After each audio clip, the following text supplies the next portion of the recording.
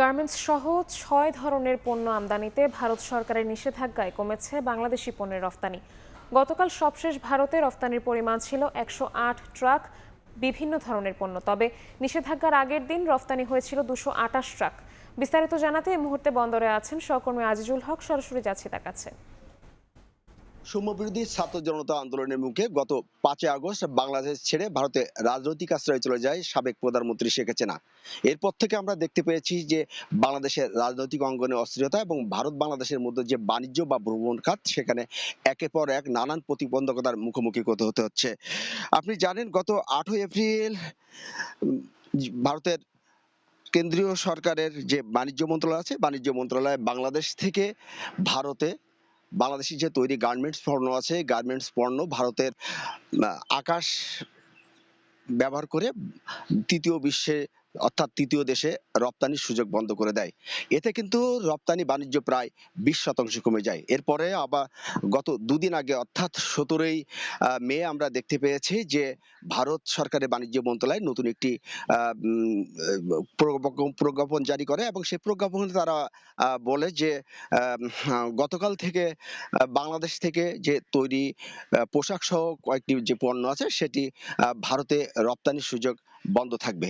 তাদের এই নিষেধাজ্ঞার পরে কিন্তু আমরা দেখতে পেয়েছি যে বেনাপোল বন্দর দিয়ে ভারতের সাথে যে রপ্তানি বাণিজ্য, সে রপ্তানি বাণিজ্যে কিন্তু বড় একটি প্রতিবন্ধকতা সৃষ্টি হয়েছে। আপনি জানেন বেনাপোল বন্দর দিয়ে যে সমস্ত পণ্য ভারতে রপ্তানি হয়, এই সমস্ত রপ্তানি পণ্যের মধ্যে প্রায় অর্ধেক রয়েছে কিন্তু রেডিমেডস, গার্মেন্টস সহ যে সমস্ত পণ্যের রপ্তানির সুযোগ বন্ধ করা হয়েছে সে সমস্ত পণ্য।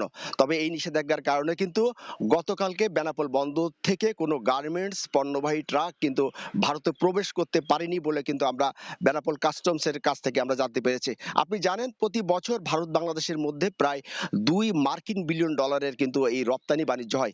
এই রপ্তানি বাণিজ্যের কোনো পণ্যটি সরাসরি ভারতে রপ্তানি হয় এবং কোনটি ভারতের ভূখণ্ড ব্যবহার করে কিন্তু যে তৃতীয় দেশ আসে সেই তৃতীয় দেশে রপ্তানি হয়ে থাকে। তবে এই নিষেধাজ্ঞার কারণে কিন্তু শুধুমাত্র বাংলাদেশি ব্যবসায়ীরা ক্ষতিগ্রস্ত হচ্ছে তা না। এই যে সমস্ত রপ্তানি পণ্যবাহী ট্রাক কিন্তু বেনাপোল বন্দরে অবস্থান করছে, আপনি জানেন এই সমস্ত পণ্য কিন্তু ভারতে যারা আমদানিকারক আছেন তারা ব্যাংকে এলসির মাধ্যমে এই সমস্ত পণ্য কিন্তু ভারতে নেওয়ার জন্য বেনাপোল বন্দরে এনেছিলেন। এই নিষেধাজ্ঞার কারণে কিন্তু তারাও একটি বড় ক্ষতির মুখে পড়েছে বলে আমাকে জানিয়েছেন। সাধারণ ব্যবসায়ীরা আমাদেরকে জানিয়েছেন যে ভারত বাংলাদেশের মধ্যে যে বাণিজ্যিক সম্পর্ক এটা দীর্ঘদিনের, তবে তারা আশা করছেন দ্রুত এ ধরনের যে একটি নিষেধাজ্ঞা, সেই নিষেধাজ্ঞার বিষয়টি ভারত সরকার পুনরায় বিবেচনা করে ভারত বাংলাদেশের মধ্যে যে বাণিজ্যিক সম্পর্ক, সেই বাণিজ্যিক সম্পর্কটি পুনরায় ধরে রাখার জন্য বা স্বাভাবিক করার জন্য যা যা করার দরকার সেটি ভারত এবং বাংলাদেশ সরকার সেটি প্রয়োজনীয় ব্যবস্থা গ্রহণ করবেন।